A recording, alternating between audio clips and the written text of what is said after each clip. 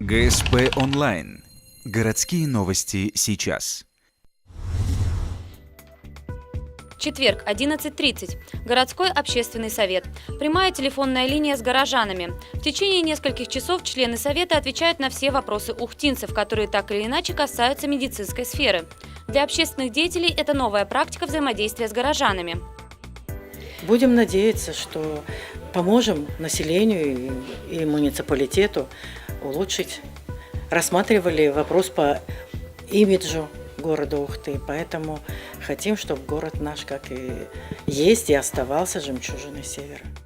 Сегодня ухтинцы недовольны уровнем обслуживания практически во всех медучреждениях. Хвалили только грязлечебницу и хорошо отзываются о второй поликлинике. Проблема с получением талонов, а также отсутствие нужных специалистов не устраивает большинство звонивших.